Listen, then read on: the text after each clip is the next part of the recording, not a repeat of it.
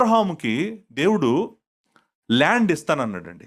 ఆయన మెసొపొటేమియాలో ఉన్నప్పుడు దేవుడు ఆయన ప్రత్యక్షమై ఏం చెప్పాడంటే, నువ్వు వెళ్ళు, కానాను వెళ్ళు, నేను నీకు అక్కడ భూమి ఇస్తాను, ఆ ప్రాంతం అంతా నీకు ఇస్తానన్నాడు.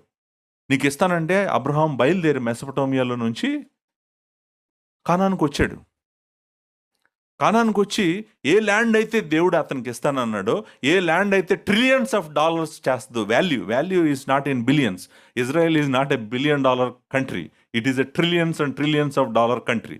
ఆ కంట్రీ మొత్తం, ఆ ల్యాండ్ మొత్తం నీకు ఇస్తాను అని చెప్పి దేవుడు అబ్రహామును పిలిస్తే, ఆ ఏ ల్యాండ్లో అయితే ప్రామిస్ చేశాడో ఆ ల్యాండ్లోకి వచ్చి కూర్చొని ఆయన ఇల్లు కూడా కట్టుకోలేదంట, పాదము పెట్టుకోవడానికి కావాల్సిన భూమి కూడా తీసుకోలేదంట. తీసుకోకుండా ఆయన గుడారం వేసుకొని కూర్చున్నాడు అంటండి. గుడారం వేసుకొని కూర్చొని ఎదురుగా కొడుకు కనపడుతున్నాడు. ఇస్సాకు చెప్తున్నాడంట, ఇస్సాకు, నాన్న నువ్వు నేను చెప్పే మాట విన్నాను, నువ్వు నాన్న,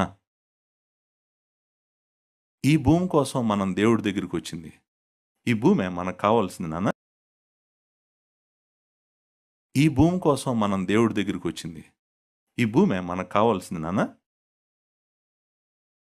రే నా మాటేను రా ఇస్సాకు, నాన్న నా మాటేను. ఈ భూమి కోసం దేవుడి దగ్గరికి వస్తే మనంత దౌర్భాగ్యులు ఎవరు లేరు నాన్న. మనం దేవుడి దగ్గరికి ఎందుకు వచ్చామో తెలుసా? దేవుడు దేనికి శిల్పియో నిర్మాణకుడే ఉన్నాడో, పునాదులు గల ఆ పట్టణం కోసం మనం దేవుడి దగ్గరికి వచ్చాం నాన్న. నువ్వు ఏ రోజు కూడా ఈ భూమి గురించి కానీ, ఈ భూమిలో ఉన్న వాటి గురించి కానీ నీ మనసు పెట్టుకోవద్దు నాన్నని తన కొడుకును కూర్చోబెట్టి చెప్తున్నాడు. ఆ కొడుకు తన కొడుకును కూర్చోబెట్టి చెప్తున్నాడు, ఇస్సాక్ నాన్న, నువ్వు ఏ రోజు ఈ భూమి మీద మనసు పెట్టుకొని నువ్వు బ్రతకొద్దు. మన కోసం దేవుడు చక్కటి పట్టణాన్ని కడుతున్నాడు.